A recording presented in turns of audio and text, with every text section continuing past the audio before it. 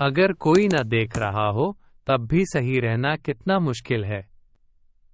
حضرت عمر فاروق رضی اللہ عنہ کا یہ واقعہ سن لیجئے۔ کیا آپ جانتے ہیں کہ اسلام کی تاریخ میں ایک ایسا حکمران بھی گزرا ہے جو خود کو عوام سے بڑھ کر نہیں سمجھتا تھا؟ آج میں آپ کو حضرت عمر فاروق رضی اللہ عنہ کا ایک ایسا واقعہ سنانے جا رہا ہوں جو انصاف، خوف خدا اور عاجزی کی بہترین مثال ہے۔ حضرت عمر رضی اللہ عنہ راتوں کو مدینہ کی گلیوں میں گشت کیا کرتے تھے تاکہ جان سکیں کہ لوگوں کے حالات کیسے ہیں۔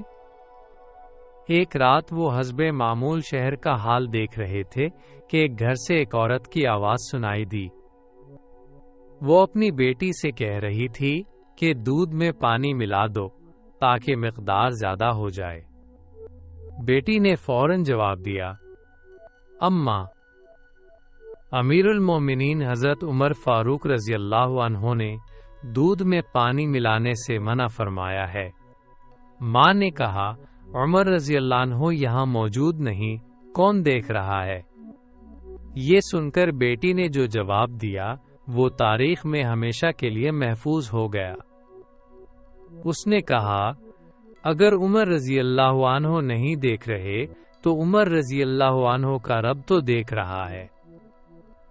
حضرت عمر فاروق رضی اللہ عنہ یہ بات سن کر وہیں رک گئے، ان کی آنکھوں سے آنسو نکل آئے۔ انہوں نے دل ہی دل میں کہا، یہی ہے وہ تقویٰ جو ہمیں چاہیے۔ اگلے دن حضرت عمر رضی اللہ عنہ نے اس لڑکی کو بلایا، اس کے کردار کو سراہا اور اپنے بیٹے سے اس کا نکاح کروا دیا۔ یہی لڑکی بعد میں ایک عظیم خاندان کی بنیاد بنی اور تاریخ بتاتی ہے کہ اسی نسل سے عمر بن عبدالعزیز جیسے عادل حکمران پیدا ہوئے۔ یہ واقعہ ہمیں سکھاتا ہے کہ اصل دینداری وہ نہیں جو لوگوں کے سامنے ہو، بلکہ وہ ہے جو تنہائی میں بھی اللہ کو یاد رکھے۔ حضرت عمر فاروق رضی اللہ عنہ کا کمال یہ نہیں تھا کہ وہ خلیفہ تھے، بلکہ یہ تھا کہ وہ کردار کو پہچانتے تھے اور تقویٰ کی قدر جانتے تھے۔ آج اگر ہم اپنے گھروں میں، اپنے کاروبار میں، اپنی زندگی میں یہ سوچ لے آئیں کہ اللہ دیکھ رہا ہے تو بہت سی خرابیاں خود بخود ختم ہو جائیں۔